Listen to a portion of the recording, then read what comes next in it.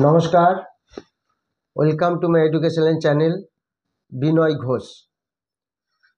আজকে আপনারা দেখেছেন গতকাল নিফটি প্রায় 200 পয়েন্টের আরও বেশি পড়ে গেছিলো, তারপর লাস্টে ক্লোজিং দেয় 141 পয়েন্টের মতো নেগেটিভে ক্লোজিং দেয়। গতকাল নিফটি 22,248 হাই করেছিল এবং 21,997 লো করেছিল, ক্লোজিং দিয়েছিল 141 পয়েন্ট নেগেটিভে। আজকে সেই নিফটি এখন 80 পয়েন্ট নেগেটিভে চলছে যখন আমি ভিডিওটি শ্যুট করছি, তো এখন 21,972 এরকম জায়গায় চলছে। তো আলটিমেটলি আজকে নিফটি প্রায় 180 পয়েন্ট নেগেটিভে চলে গেছিলো, সেখান থেকে এখন এই 70 থেকে 90 এই রেঞ্জে একটা ঘোরাফেরা করছে নেগেটিভে। এটা নিফটি এই পজিশন চলছে এখন। আর ব্যাঙ্ক নিফটি আজকে এখন 430 পয়েন্ট নেগেটিভে চলছে, অর্থাৎ ব্যাঙ্ক নিফটি এখন চলছে 46,584 এরকম জায়গায় চলছে ব্যাঙ্ক নিফটি। গতকাল ব্যাঙ্ক নিফটি 477 পয়েন্টের মতো নেগেটিভ, মানে প্রায় 500 পয়েন্টের মতো নেগেটিভে ছিল, সেখান থেকে ক্লোজিংয়ে গিয়ে 344 পয়েন্টের মতো নেগেটিভে বন্ধ হয়েছে যখন মার্কেট ক্লোজ হয়। গতকাল ব্যাঙ্ক নিফটি 47,363 হাই করেছিল এবং ক্লোজিং হয়েছিল 46,886। আজকে ব্যাঙ্ক নিফটি 558 পয়েন্টের মতো পড়ে যায় এবং এখন প্রায় ব্যাঙ্ক নিফটি 440 পয়েন্ট নেগেটিভে চলছে। এই মোটামুটি ব্যাঙ্ক নিফটির একটা মোটামুটি একটা পজিশন আপনাদের দেখালাম। এইবার কেন ব্যাঙ্ক নিফটি পড়ছে বা নিফটি কেন পড়ছে, মেনলি নিফটি, দেখুন সেটা তো একটা ওভারঅল কারেকশন হচ্ছে। মার্কেট তার স্বাভাবিক গতিতেই চলবে, তার মধ্যেই আমাদের কাজ করতে হবে, আমাদের প্রফিট করতে হবে। এবার কোন স্টক বেশি পড়ছে, কোন স্টক বেশি বাড়ছে, কোনটা সুইং ট্রেডিংয়ের জন্য আমরা নেব, আর কোনটাকে আমরা কল বাই করব বা পুট বাই করব, সেটা আমাদের খেয়াল রাখতে হবে। বিশেষ করে যারা ফুল টাইম ট্রেডার, তারা তো নিফটিতে প্রচুর লোক কাজ করেন, তো এই নিফটির কিছু র্যাডার বা প্যারামিটার আছে, সেগুলিকে ফলো করতে হবে। আর এখন একটা জিনিস আমরা দেখতে পাচ্ছি যে এফআইআই নাও টিল এখনো পর্যন্ত পজিটিভ মুডে আসেনি।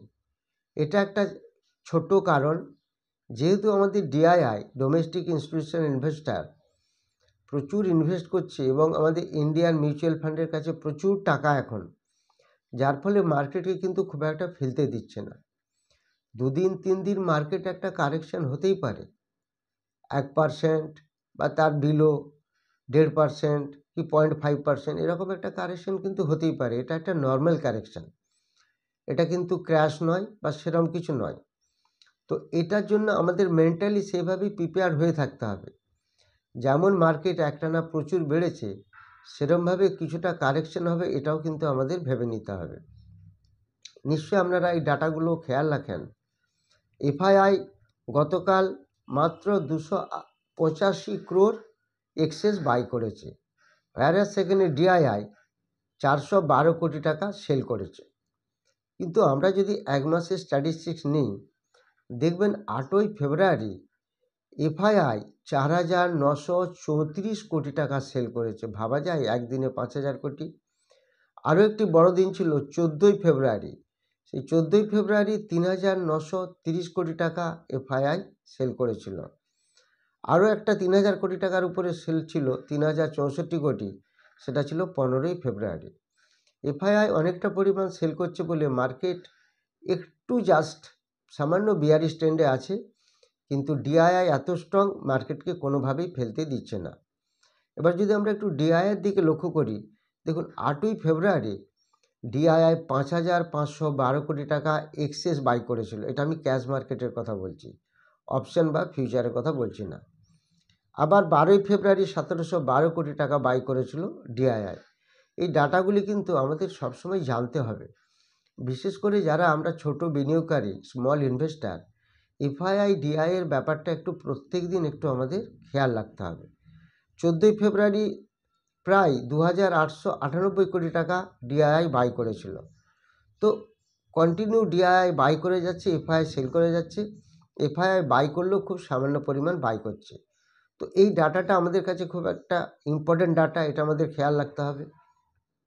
এরপরে দেখুন, এই যে আমরা বলি পুলার্স অ্যান্ড ড্র্যাগার্স, আপনারা জানেন নিফটি 50-তে 50টা স্টক আছে, প্রত্যেকেই জানেন। এই 50টা স্টকের উপরে নির্ভর করে যে মার্কেট কতটা বাড়ছে কমছে সেগুলো। আজকে দেখুন, যারা পুলার্স অর্থাৎ যারা মার্কেটকে উপর দিকে তোলার চেষ্টা করছে সেটা হচ্ছে টিসিএস। টিসিএস আজকে 9.48 পয়েন্টস উপরে তুলেছে, 0.88%। আইটিসি 8.22 পয়েন্টস তুলেছে, 0.95%।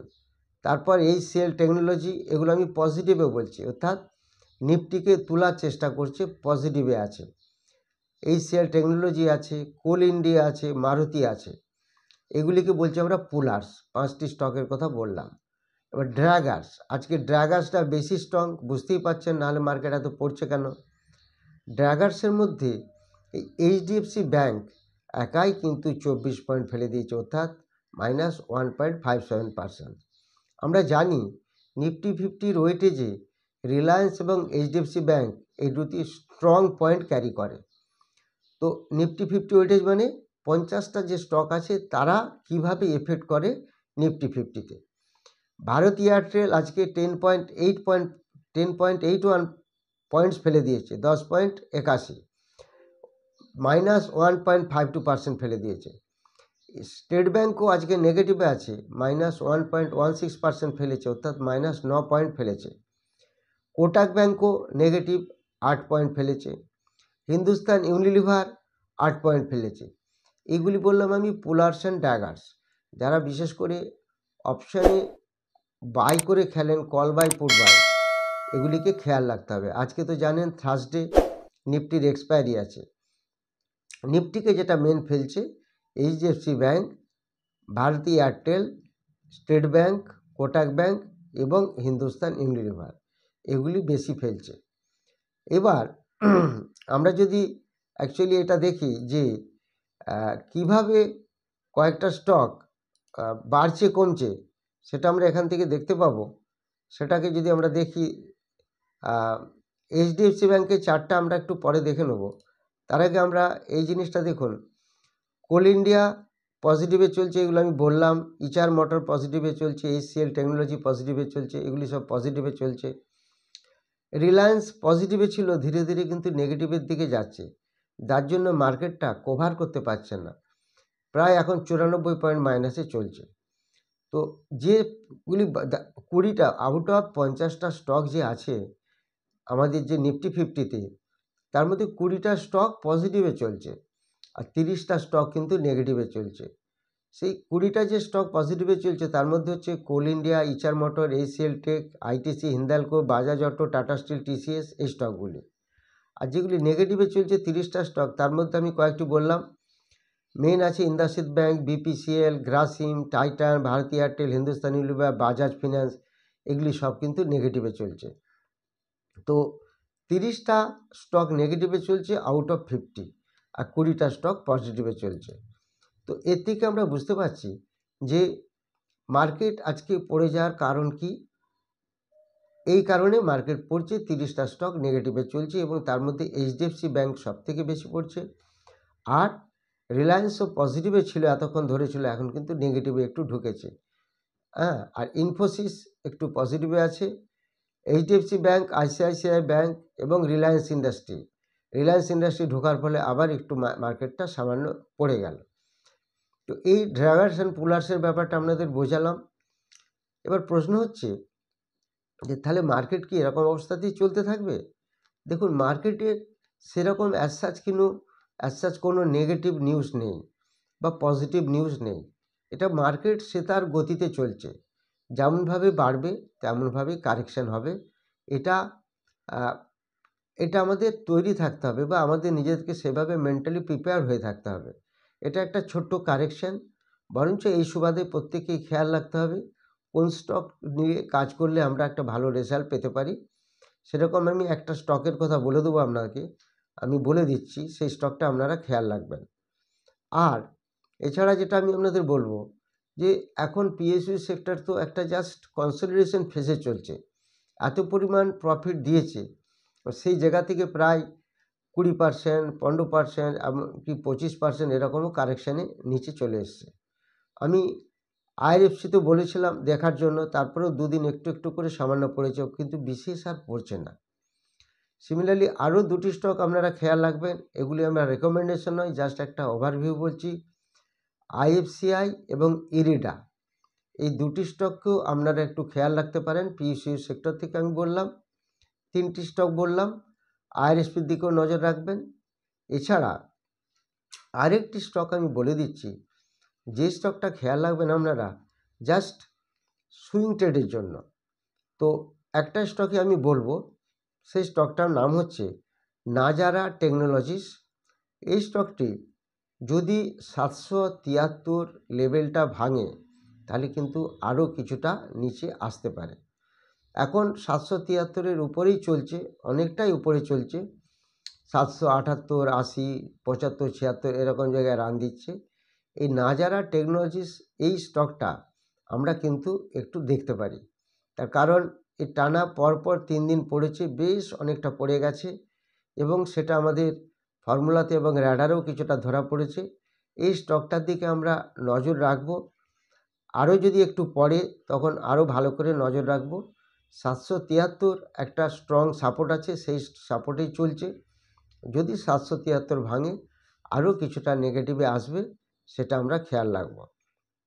তো এই হিসাবে আরেকটা জিনিস আমি বলে রাখি, যারা অপশানে কাজ করেন, যখন আমরা যেটা করি, ধরুন কোনো অপশানে কল বাই করলাম, যদি সারাদিনে আমরা টার্গেটে পৌঁছাতে না পারি বা প্রফিট যদি আমাদের না হয়, তখন আমরা কি করি, লাস্টে অন্তত হেজ করে নিই। কেন মার্কেট কালকে কী হবে আমরা কেউই বুঝতে পারবো না।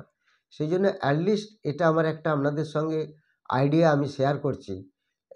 আমি এবং আমার স্টুডেন্টরা যেটা করি, মেনলি অপশন মার্কেটে আমরা বেশি কাজ করি। আমরা লাস্টে যখন কোনো কভার করতে না পারি, ধরুন কল বাই যদি করা থাকে, তখন আমরা লাস্টে একটা অ্যাটলিস্ট পুট বাই করে রাখি। তার কারণ হলো, হেজ করা থাকলে আমাদের অতটা টেনশন থাকবে না, সেটাকে ক্যারি ফরওয়ার্ড করে নিয়ে যাই এবং পরের দিন সেটা আমরা দেখে নিই যে কী পজিশন হচ্ছে। যদি আমাদের মুভমেন্ট দেখি বা আমাদের অ্যাকর্ডিং টু আর সব কিছু প্যারামিটার, যদি দেখি যে মার্কেট উপর দিকে যাবে তাহলে কলটা ধরে রাখবো, যদি দেখি মার্কেট পড়ে যাবে তাহলে পুটটা ধরে রাখবো, কলটাকে বেচে দেবো। তার আগে একটা হেজিং করে নিতে হয়। এই স্ট্র্যাটেজিতে কাজ করলে লসের পরিমাণ অনেক কমে যাবে, কিন্তু খালি হেজ করলে প্রফিট বিশেষ হবে না। তাহলে হেজ তখনই করে রাখবো যখন আমরা মার্কেটকে আইডেন্টিফাই করতে পারছি না যে বাড়বে না কমবে, সেই মুহূর্তে হেজ করতে হয়। নাহলে সবসময় হেজ করে কাজ করলে কিন্তু প্রফিট করাটা একটু চাপ হয়ে যায়। যারা আমার অনলাইন ব্যাচে ক্লাস করতে চান, 17 ফেব্রুয়ারি যেটা শুরু হবে রাত্রেবেলা 8টা থেকে 10টা সানডে, যোগাযোগ করতে পারেন। যারা অফলাইন ব্যাচে ক্লাস করবেন 20শে ফেব্রুয়ারি এবং 30শে ফেব্রুয়ারি, তারাও যোগাযোগ করবেন।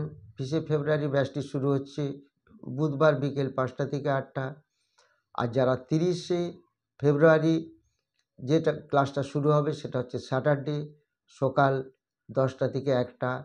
এছাড়া আরেকটি ব্যাচ শুরু হবে 7th এপ্রিল, সেটা সানডে দুপুর 2টো থেকে 5টা, সেইগুলিতে আপনারা যোগাযোগ করতে পারেন। যারা টেলিগ্রাম চ্যানেলে আসতে চান, যে স্টকগুলি আমি বলে দিই সকালে, সেই অ্যাডভান্টেজটা পেতে চান মেনলি সুইং ট্রেডিংয়ের জন্য, কখনো কখনো ইন্টারভিউ হয়ে যায়, তারাও যোগাযোগ করতে পারেন। টেলিফোন নাম্বার দেওয়া আছে, হোয়াটসঅ্যাপ করতে পারেন। যারা চ্যানেলটি নতুন দেখছেন এবং ভিডিওগুলি নতুন দেখছেন, তারা সাবস্ক্রাইব অবশ্যই করবেন যদি আপনাদের ভালো লাগে, এবং প্রত্যেকেই শেয়ার করবেন এবং লাইক করবেন। সবার মধ্যে এই গল্পগুলি, স্টোরিগুলি বললে প্রত্যেকেই আমরা অনেকটা শিক্ষা অর্জন করতে পারবো স্টক মার্কেট সম্বন্ধে। এটা আমাদের প্রত্যেকের দায়িত্ব, প্রত্যেকের সঙ্গে শেয়ার করে এই জিনিসগুলিকে বোঝানো বা জানানো বা শেখানো। Thank you very much for watching my video.